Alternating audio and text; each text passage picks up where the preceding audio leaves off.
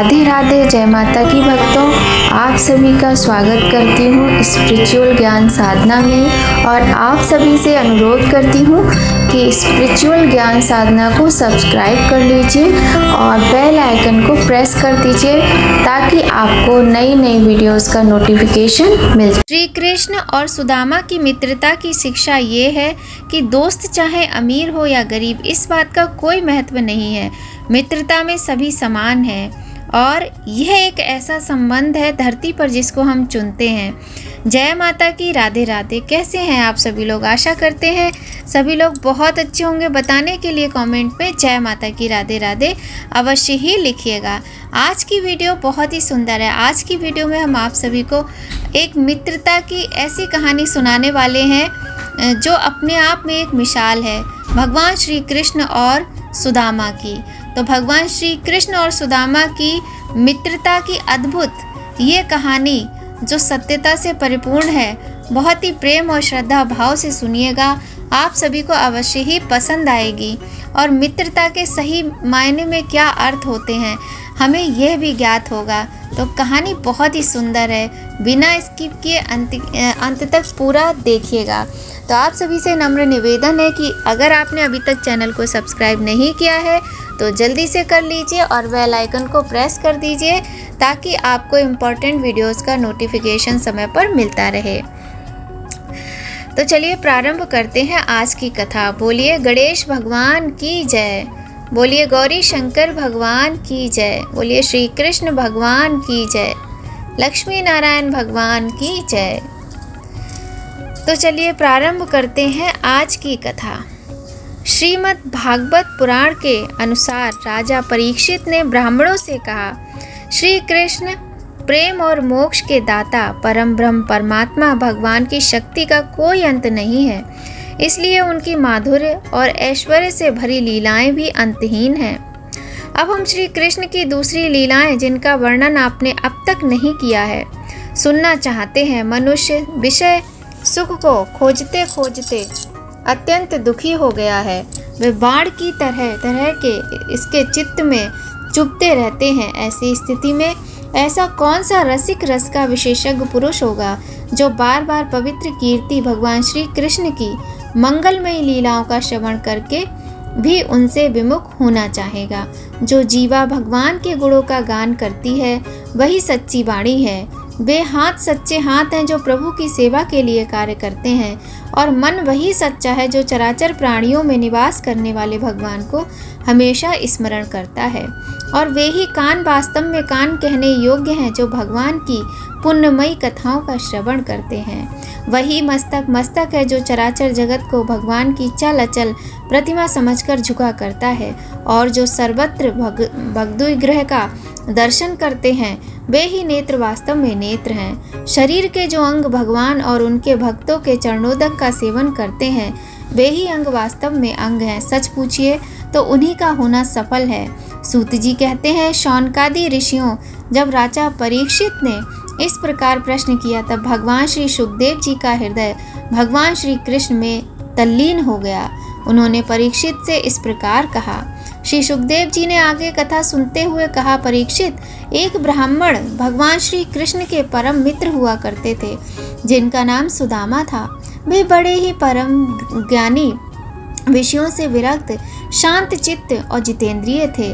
वह गृहस्थ होने पर भी किसी प्रकार का संग्रह परिग्रह न रखकर प्रारब्ध के अनुसार जो कुछ मिल जाता उसी में संतुष्ट रहते थे। उनके तन पर वस्त्र तो फटे पुराने ही रहते थे। उनकी पत्नी के भी हाल वैसे ही थे। वह भी अपने पति की तरह भूख से दुबली हो रही थी। एक दिन दरिद्रता की प्रतिमूर्ति बहुत दुखी होकर भूख के मारे कांपती हुई अपने पति के पास गई और विनम्र हुए मुंह से बोली, भगवान साक्षात लक्ष्मीपति भगवान श्री कृष्ण आपके बाल सखा हैं। वे भक्त वांछा कल्पतरु शरणागत वत्सल और ब्राह्मणों के परम भक्त हैं। परम भाग्यवान आर्यपुत्र वे साधु संतों के सत्पुरुषों के एकमात्र आश्रय हैं। आप अपने सखा के पास जाइए और सारा हाल सुनाइए। जब वे ये जानेंगे कि आपका परिवार है और अन्न के बिना पालन पोषण मुश्किल से हो रहा है और आप इस कारण दुखी हैं तो वे आपको बहुत सारा धन देकर आपकी सहायता करेंगे। आजकल वे भोज, वृषण और अंधक वंशी यादवों के स्वामी के रूप में द्वारकाधीश बनकर द्वारका में ही निवास कर रहे हैं और इतने उदार हैं कि जो उनके चरण कमलों का स्मरण करता है, उन प्रेमी भक्तों को वे अपने आप तक दान कर डालते हैं। ऐसी स्थिति में भगवान श्री कृष्ण अपने भक्तों को यदि धन और विषय सुख जो अत्यंत वांछनीय नहीं है दे दें तो इसमें आश्चर्य की बात नहीं है। इस प्रकार जब उन सुदामा की पत्नी ने अपने पति से कई बार बड़ी नम्रता से प्रार्थना की, तब उन्होंने मैं में विचार किया कि धन दौलत की तो कोई बात नहीं, परंतु उनके आराध्य भगवान श्री कृष्ण का दर्शनों का बहुत बड़ा लाभ मिल जाएगा। यही विचार करके उन्होंने द्वारका जाने का निश्चय किया और अपनी पत्नी से बोले, प्रिय, खाली हाथ मित्र से भेंट करने कैसे जाऊं? घर में कुछ भेंट देने के लिए वस्तु है क्या? अगर हो तो दे दो। तब सुदामा की पत्नी ने पड़ोस के ब्राह्मणों के घर से 4 मुट्ठी चावल मांगकर एक कपड़े की पोटली बांध दी और भगवान को भेंट देने के लिए सुदामा जी को दे दिए। इसके बाद वे सुदामा जी उन चावलों की पोटली को लेकर द्वारका के लिए पैदल चल पड़े। प्रभु का भजन कीर्तन करते वे मार्ग में सोचते हुए जा रहे थे कि मुझे भगवान श्री कृष्ण के दर्शन कैसे प्राप्त होंगे। चलते चलते सुदामा के पैरों में छाले पड़ गए थे। श्री कृष्ण अंतर ध्यान होकर सब हाल जान रहे थे। अपने मित्र और परम भक्त को देख प्रभु ने सुदामा की सहायता के लिए एक बैलगाड़ी लेकर और अपना एक व्यापारी का वेश बनाकर आ गए। उन्होंने सुदामा जी को आग्रह किया कि वो उनके साथ बैलगाड़ी में बैठ जाएं कि वह भी किसी काम से द्वारिका की ओर जा रहे हैं। सुदामा जी उसमें बैठ गए और भगवान श्री कृष्ण ने उनको द्वारिका के दरवाजे तक पहुंचा दिया और खुद विदा लेकर चले गए। ऐसे हैं हमारे भगवान श्री कृष्ण। द्वारका में पहुंचने पर वे सुदामा दूसरे ब्राह्मणों के साथ सैनिकों की 3 छावनियाँ और 3 ड्योढ़ियाँ पार करके भगवत कर्म का पालन करने वाले अंधक और वृषणी वंशी यादवों के महलों में, जहाँ पहुँचना अत्यंत कठिन है, जा पहुँचे। उनके बीच भगवान श्री कृष्ण की 16,000 रानियों के महल थे। उनमें से एक महल के प्रहरी से सुदामा जी ने प्रवेश करने का आग्रह किया। वह महल खूब सजा सजाया अत्यंत शोभा युक्त था। सुदामा जी ने सोचा यही भगवान श्री कृष्ण का महल होगा। उस नगरी में प्रवेश के समय उन्हें ऐसा मालूम हुआ मानो वे ब्रह्मानंद के समुद्र में डूबकर उतरा रहे हों। प्रहरी को अपने राजा को संदेश पहुंचाने के लिए आग्रह किया कि उनके द्वार पर सुदामा आए हैं और यह भी बताया कि श्री कृष्ण उनके बाल सखा हैं। प्रहरी ये सुनकर असहज हो गया और ब्राह्मण देवता को दान दक्षिणा देकर लौट जाने के लिए कह दिया। द्वारिका की रक्षा करने का भार सेनापति अक्रूर जी को दिया गया था। जब सैनिक ने सेनापति को सारा वृतांत सुनाया तो अक्रूर जी खुद आकर ब्राह्मण से मिले और प्रहरी को आदेश दिया कि द्वारकाधीश को खबर पहुंचा दी जाए। उस समय भगवान श्री कृष्ण अपनी प्राण प्रिया रुक्मिणी जी के महल में विराजे हुए थे। ब्राह्मण देवता का नाम सुनकर वे सहसा उठ खड़े हुए और उनसे मिलने महल से बाहर की तरफ दौड़े। उनके पास आकर बड़े आनंद से उन्हें अपने भुज पाश में बांध लिया। भगवान अपने प्यारे सखा सुदामा के अंग स्पर्श से अत्यंत आनंदित हुए। उनके कमल के समान कोमल नेत्रों से प्रेम के आंसू बरसने लगे। भगवान श्री कृष्ण उन्हें रथ में महल के अंदर ले गए और उनका भव्य स्वागत किया गया। श्री कृष्ण ने उन्हें ले जाकर अपने पलंग पर बैठा दिया और पूजन की सामग्री लाकर तीनों रानियों ने उनकी आरती की। भगवान श्री कृष्ण सभी को पवित्र करने वाले हैं, फिर भी उन्होंने अपने हाथों से ब्राह्मण देवता के पांव पखारकर उनका चरणोदक अपने सिर पर धारण किया और उनके शरीर में चंदन, अर्गजा, केसर आदि दिव्य गंधों का लेपन किया।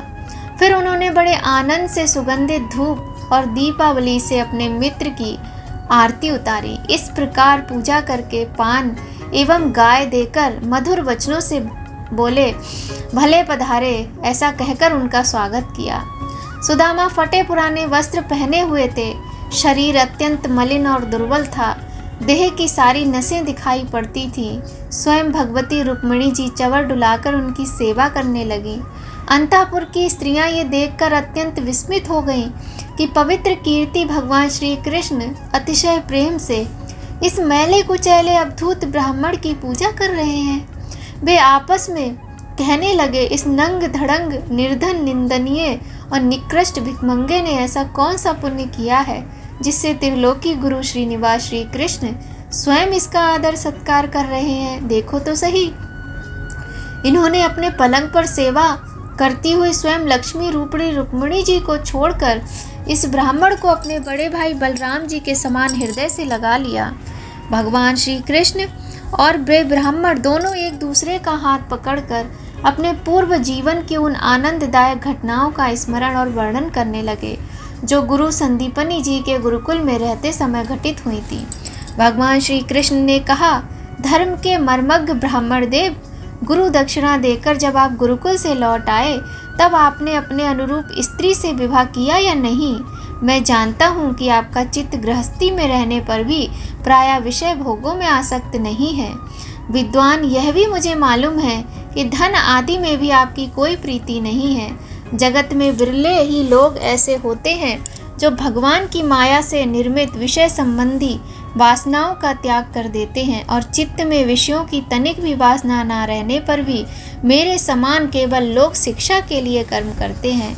ब्राह्मण शिरोमणे, क्या आपको उस समय की बात याद है जब हम दोनों एक साथ गुरुकुल में निवास करते थे? सचमुच गुरुकुल में ही द्विजातियों को अपने ज्ञातव्य वस्तु का ज्ञान होता है, जिसके द्वारा वे अज्ञानता रूपी अंधकार से पार हो जाते हैं। मित्र, इस संसार में शरीर का कारण जगन्नदाता पिता प्रथम गुरु हैं। इसके बाद उपनयन संस्कार करके सत्कर्मों की शिक्षा देने वाला दूसरा गुरु है, वह मेरे ही समान पूज्य है। तदनंतर ज्ञानोपदेश करके परमात्मा को प्राप्त कराने वाला गुरु तो मेरा स्वरूप ही है। वर्णाश्रमियों के 3 गुरु होते हैं मेरे प्यारे मित्र। गुरु के स्वरूप में स्वयं मैं हूँ। इस जगत में वर्णाश्रमियों में जो लोग अपने गुरुदेव के उपदेश अनुसार अनायास ही भवसागर पार कर लेते हैं, वे अपने स्वार्थ और परमार्थ के सच्चे जानकार हैं। प्रिय मित्र, मैं सबकी आत्मा हूँ, सबके हृदय में अंतर्यामी रूप से विराजमान हूँ। मैं गृहस्थ के धर्म पंचम महायज्ञ आदि से, ब्रह्मचारी के धर्म उपनयन वेदाध्ययन आदि से, वानप्रस्थी के धर्म तपस्या से और सब ओर से उपरत हो जाना इस सन्यासी के धर्म से भी उतना संतुष्ट नहीं होता जितना गुरुदेव की सेवा शुश्रूषा से संतुष्ट होता हूँ। ब्राह्मण, जिस समय हम लोग गुरुकुल में निवास कर रहे थे उस समय की वह बात आपको याद है क्या, जब हम दोनों को एक दिन हमारी गुरु पत्नी ने ईंधन लाने के लिए जंगल में भेजा था? उस समय हम लोग एक घोर जंगल में गए हुए थे और बिना ऋतु के ही बड़ा भयंकर आंधी पानी आ गया था। आकाश में बिजली कड़कने लगी थी। तब तक सूर्यास्त हो गया। चारों ओर अंधेरा ही अंधेरा फैल गया। धरती पर इस प्रकार पानी ही पानी हो गया कि कहाँ गड्ढा है कहाँ किनारा पता ही नहीं चलता था इस बात का। वह वर्षा क्या थी, एक छोटा मोटा प्रलय ही था। आंधी के झटकों और वर्षा की बौछारों से हम लोगों को बड़ी पीड़ा हुई। दिशा का ज्ञान ना रहा। हम लोग अत्यंत आतुर हो गए और एक दूसरे का हाथ पकड़कर जंगल में इधर उधर भटकते रहे। जब हमारे गुरुदेव संदीपनी मुनि को इस बात का पता चला तब वे सूर्योदय होने पर अपने शिष्य हम लोगों को ढूंढते हुए जंगल में पहुँचे और उन्होंने देखा कि हम अत्यंत आतुर हो रहे हैं। वे कहने लगे, आश्चर्य है पुत्रों, तुम लोगों ने हमारे लिए अत्यंत कष्ट उठाया। सभी प्राणियों को अपना शरीर सबसे अधिक प्रिय होता है, परंतु तुम दोनों उसकी भी परवाह ना करके हमारी सेवा में ही संलग्न रहे। गुरु के ऋण से मुक्त होने के लिए सत शिष्यों का इतना ही कर्तव्य है कि वे विशुद्ध भाव से अपना सब कुछ और शरीर भी गुरुदेव की सेवा में समर्पित कर दें। द्विज श्रोमणियों, मैं तुम लोगों से अत्यंत प्रसन्न हूँ। तुम्हारे सारे मनोरथ, सारी अभिलाषाएं पूर्ण हो और तुम लोगों ने हमसे जो वेदाध्ययन किया है वह तुम्हें सर्वदा कंठस्थ रहे तथा इस लोक एवं परलोक में कहीं भी निष्फल ना हो। प्रिय मित्र, जिस समय हम लोग गुरुकुल में निवास कर रहे थे हमारे जीवन में ऐसी अनेकों घटनाएं घटित हुईं। इसमें संदेह नहीं कि गुरुदेव की कृपा से ही मनुष्य शांति का अधिकारी होता है और पूर्णता को प्राप्त करता है। ब्राह्मण देवता ने कहा, देवताओं के आराध्य देव जगत गुरु श्री कृष्ण, भला अब हमें क्या करना बाकी है क्योंकि आपके साथ जो सत्य संकल्प परमात्मा है, हमें गुरुकुल में रहने का सौभाग्य प्राप्त हुआ था। प्रभो, छंदोमय वेद, धर्म, अर्थ, काम, मोक्ष चतुर्विध पुरुषार्थ के मूल स्रोत हैं और वे हैं आपके शरीर। वही आप वेदाध्ययन के लिए गुरुकुल में निवास करें। यह मनुष्य लीला का अभिनय नहीं तो और क्या है। भगवान श्री कृष्ण सबके मन की बात जानते हैं। वे ब्राह्मणों के परम भक्त, उनके क्लेशों के नाशक और संतों के एकमात्र आश्रय हैं। वे पूर्वोक्त प्रकार से उन ब्राह्मण देवता के साथ बहुत देर तक बातचीत करते रहे। अब वे अपने प्यारे सखा उन ब्राह्मण से तनिक मुस्कुराकर विनोद करते हुए बोले। उस समय भगवान सुदामा की ओर प्रेम भरी दृष्टि से देख रहे थे। भगवान श्री कृष्ण ने कहा, सुदामा, आप अपने घर से मेरे लिए क्या उपहार लाए हैं? भाभी ने खाली हाथ तो तुम्हें भेजा नहीं होगा, कुछ तो बांध के दिया होगा। मेरे प्रेमी भक्त जब प्रेम से थोड़ी सी वस्तु भी मुझे अर्पण करते हैं तो वह मेरे लिए बहुत हो जाती है, परंतु मेरे अभक्त यदि बहुत सी सामग्री भी मुझे भेंट करते हैं तो उससे मैं संतुष्ट नहीं होता। जो पुरुष प्रेम भक्ति के फल फूल अथवा पत्ता पानी में से कोई भी वस्तु मुझे समर्पित करता है तो मैं उस शुद्ध चित्त भक्त का वह प्रेमोपहार केवल स्वीकार ही नहीं करता बल्कि तुरंत भोग लगा लेता हूँ। भगवान श्री कृष्ण के ऐसा कहने पर भी उन ब्राह्मण देवता ने लज्जावश उन लक्ष्मीपति को वे 4 मुट्ठी चावल नहीं दिए। उन्होंने संकोच से अपना मुंह नीचे कर लिया था। भगवान श्री कृष्ण समस्त प्राणियों के हृदय का एक एक संकल्प और उनके अभाव भी जानते हैं। उन्होंने ब्राह्मण के आने का कारण उनके हृदय की बात जान ली थी।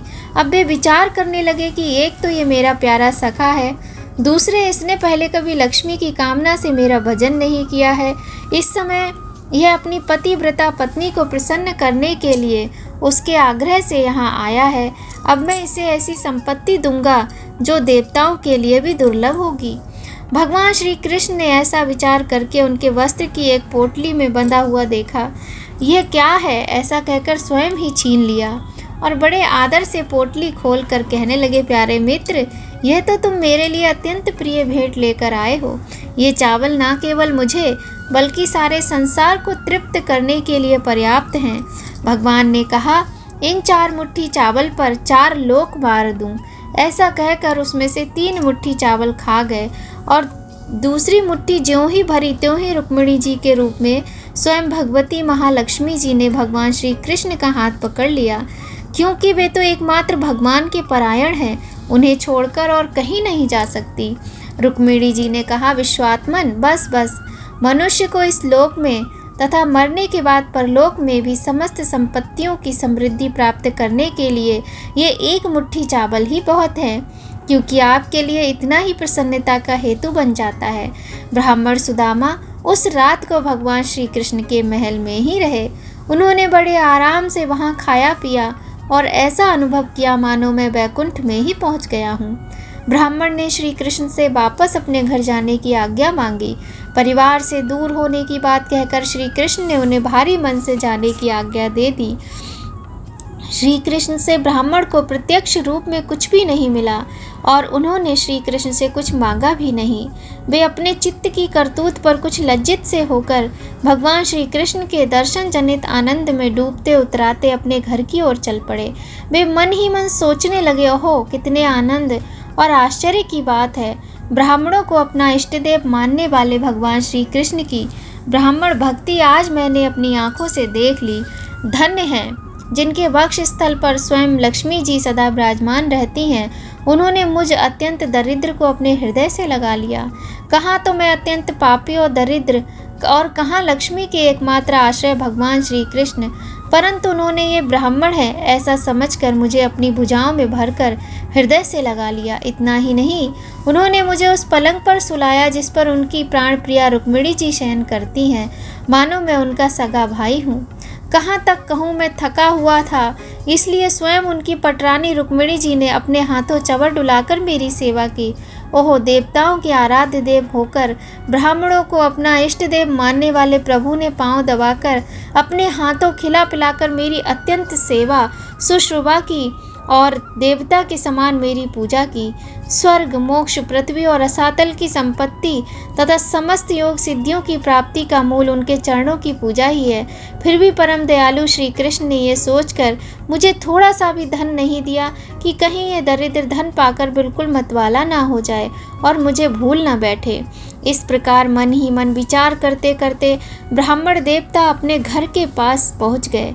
वे वहां क्या देखते हैं कि सबका सब स्थान सूर्य, अग्नि और चंद्रमा के समान तेजस्वी रत्न निर्मित महलों से घिरा हुआ है।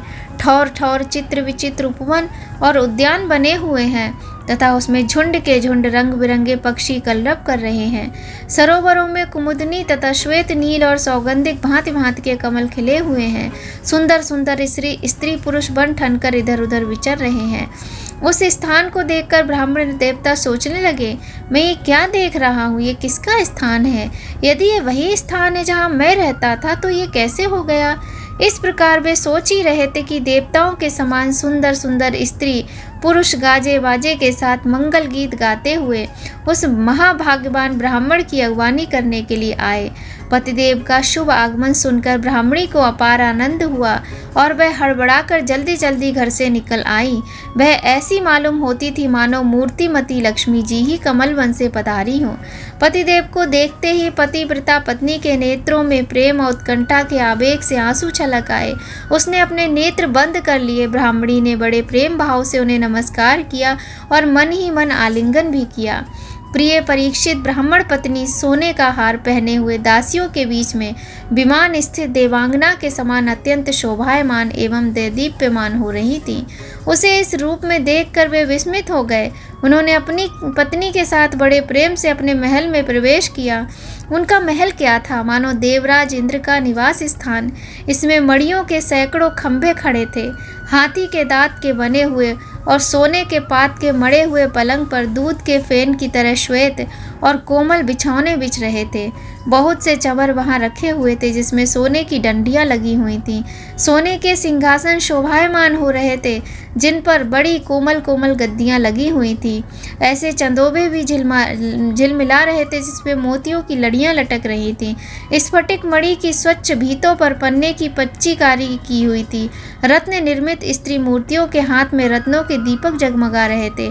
इस प्रकार समस्त संपत्तियों की समृद्धि देखकर और उसका कोई प्रत्यक्ष कारण न पाकर बड़ी गंभीरता से ब्राह्मण देवता विचार करने लगे कि मेरे पास इतनी संपत्ति कहाँ से आ गई।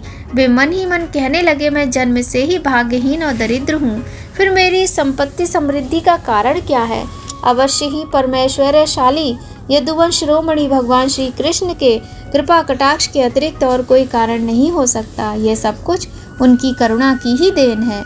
स्वयं भगवान श्री कृष्ण पूर्ण काम और लक्ष्मीपति होने के कारण अत्यंत भोग विलास सामग्रियों से युक्त हैं। इसलिए वे याचक भक्त को उसके मन का भाव जानकर बहुत कुछ दे देते हैं, परंतु उसे समझते हैं बहुत थोड़ा, इसलिए सामने कुछ कहते नहीं। मेरे यदुवंश शिरोमणि सखा श्याम सुंदर सचमुच उस मेघ से भी बढ़कर उदार हैं जो समुद्र को भर देने की शक्ति रखने पर भी किसान के सामने ना बरसकर उसके सो जाने पर रात में बरसता है और बहुत बरसने पर भी थोड़ा ही समझता है।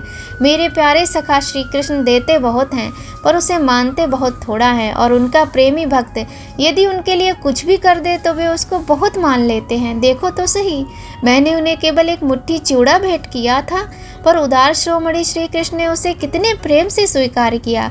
मुझे जन्म जन्म उन्हीं का प्रेम, उन्हीं की हितैषिता, उन्हीं की मित्रता और उन्हीं की सेवा प्राप्त हो।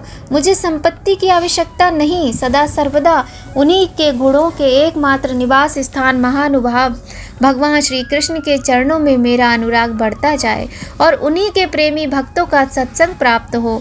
अजन्मा भगवान श्री कृष्ण संपत्ति आदि के दोष जानते हैं। वे देखते हैं कि बड़े बड़े धनिकों का धन और ऐश्वर्य के मद से पतन हो जाता है, इसलिए वे अपने अदूरदर्शी भक्त को उसके मांगते रहने पर भी तरह तरह की संपत्ति, राज्य और ऐश्वर्य आदि नहीं देते। यह उनकी बड़ी कृपा है।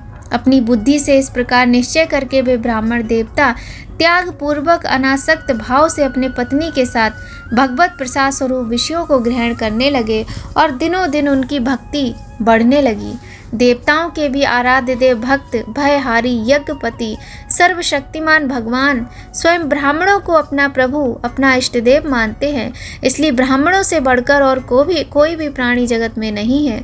इस प्रकार भगवान श्री कृष्ण के प्यारे सखा उस ब्राह्मण ने देखा कि यद्यपि भगवान अजित हैं, किसी के अधीन नहीं हैं, फिर भी वे अपने सेवकों के अधीन हो जाते हैं, उनसे पराजित हो जाते हैं। अब वे उन्हीं के ध्यान में तन्मय हो जाते हैं।